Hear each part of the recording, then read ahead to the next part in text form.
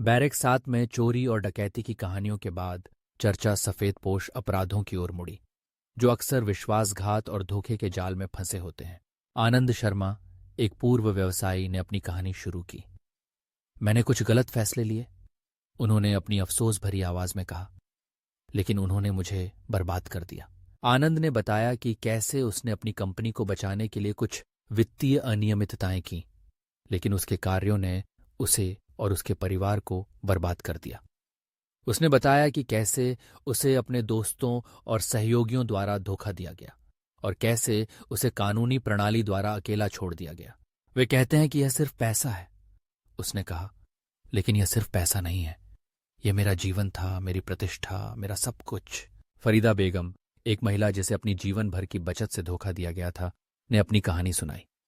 उसने बताया कि कैसे उसे एक आकर्षक निवेश योजना का लालच दिया गया था और कैसे उसे सब कुछ खोना पड़ा। उन्होंने मेरी सारी बचत ले ली, उसने निराशा से भरी आवाज में कहा। मेरा विश्वास, मेरा भविष्य, सब कुछ। फरीदा ने बताया कि कैसे उसे पुलिस और अदालतों द्वारा अनदेखा किया गया था और कैसे उसे न्याय पाने के लिए वर्षों तक संघर्ष करना पड़ा। चर्चा धारा 403 संपत्ति का बेईमानी से दुरुपयोग और 415 धोखाधड़ी पर केंद्रित थी और सफेदपोश अपराधों के अक्सर अनदेखे पीड़ितों पर प्रकाश डाला गया। उन्होंने मजबूत नियमों और बेहतर प्रवर्तन की आवश्यकता पर बहस की। यह सिर्फ अमीर लोगों के बारे में नहीं है, एक कैदी सलीम ने कहा।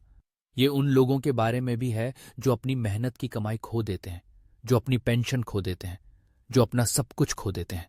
चर्चा डिजिटल युग और धोखाधड़ी के नए रूपों की ओर मुड़ी, जो उभर रहे थे। उन्होंने इंटरनेट और सोशल मीडिया के माध्यम से होने वाले साइबर अपराधों और घोटालों पर बहस की। कानून को इन नए अपराधों के साथ तालमेल बिठाना होगा, एक और कैदी कविता ने कहा। हमें लोगों को ऑनलाइन घोटालों से बचाने के लिए और अधिक करने की आवश्यकता है।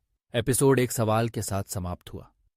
क्या समाज कभी सफेदपोश अपराधों के पीड़ितों को न्याय दिला सकता है? क्या कानून कभी धोखे के बदलते रूपों के साथ तालमेल बिठा सकता है?